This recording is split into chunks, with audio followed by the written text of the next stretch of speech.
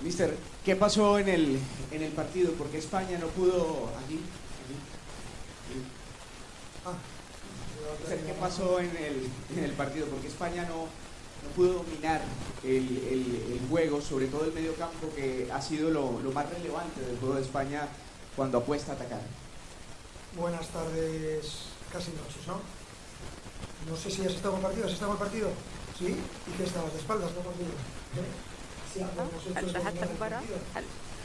شاهدت المباراة؟ لأنه ما قمنا به هو أن سيطرنا على الملعب وعلى اللعبة ولكننا لم نسجل أهدافا. هذه الحقيقة. لقد سيطرنا على الملعب، لقد خلقنا الفرص، تقدمنا في الوسط وكان لدينا خط يملك مؤهلات وخصائص دفاعية عالية. نعم، كان علينا أن نخلق فرص أكثر. أعتقد مع ذلك كان يمكن أن نكون كذلك فاعلين أكثر في الأمتار الأخيرة، ولكن لا أعرف كيف. إذا لم يكن لدينا ما يكفي من المساحة والوقت، والمغرب كان لديها أداء دفاعي مدهش، لكنني فعلا سعيد بما قدمه المنتخب والفريق. لقد مثلوا نظريتي وطريقة لعبي، وأنا أريد أن أثني على لعبهم، أريد أن أثني على المغرب وأهنئهم على لعبهم. كانوا أفضل منا في ركلات الترجيح. بونو كان مدهشا وأتمنى لهم حظا طيبا في هذه البطولة. ألفريدو مارتينيز من راديو ستاديو. ما الذي كيف أخطأت ربما إسبانيا؟ هل كان يجب أن يكون هناك لاعبين مختلفين في هذه المرحلة؟ لأن المنتخبات الوطنية الأخرى سجلوا أهدافا وهذا حقق الفرق. أنا سعيد للغاية بلاعبي ولن أغيرهم على الإطلاق. هؤلاء هم اللاعبون الذين اخترتهم وأنا سوف أذهب معهم إلى النهاية نظرا إلى موقفهم وسلوكهم وكيف قرأوا اللعبة.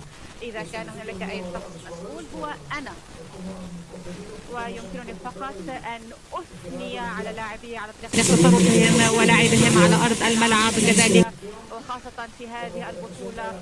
طبعا نحن مستاءون بهذا الفشل. كان لدينا طبعا دعما كبيرا من المشجعين، ولكن لسوء الحظ لم تمكن من إهدائهم الفوز، ونحن فعلا خاب أملنا وحزننا حول هذا الموضوع.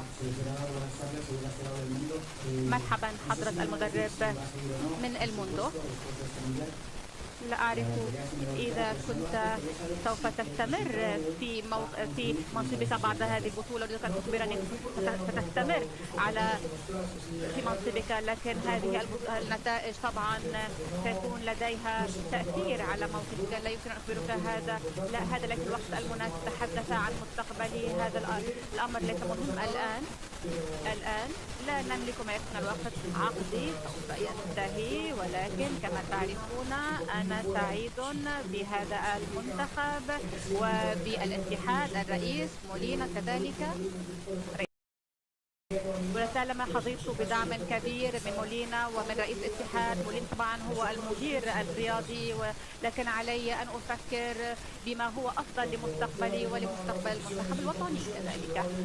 عندما سأتخذ هذا القرار سوف أتحدث مع الأشخاص المناسبين، وعندها كل شيء سوف يتأثر وسوف يتم إعلامه. هذا بالطبع.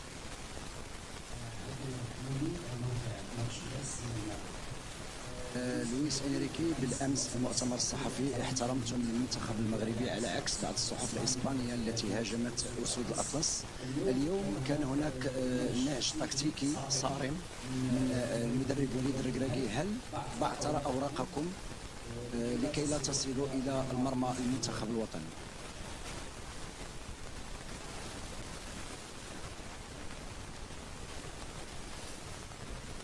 Yo no puedo controlar lo que dice.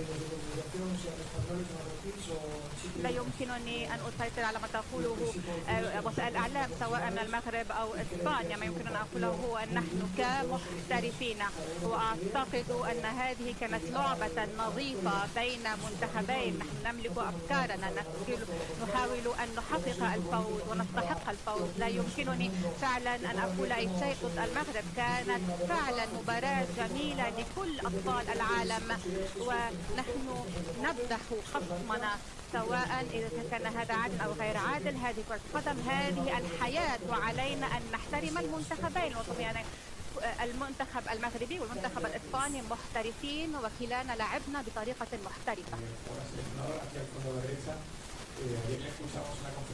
مساء الخير حضرة المدرب.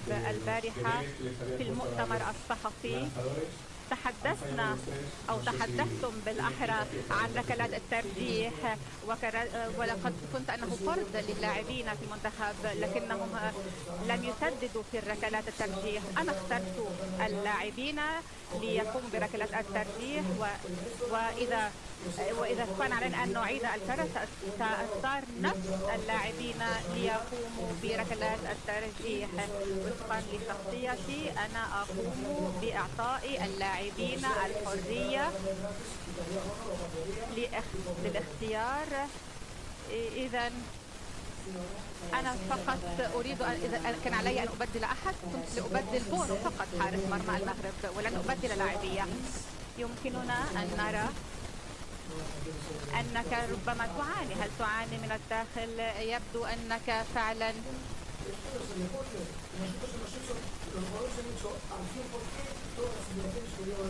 يبدو أنك في حالة جيدة. هذه الرياضة، هذا هي كرة القدم. اللاعبين نفذوا الخطة، نفذوا تعليماتي بالحرف 99% على الأقل.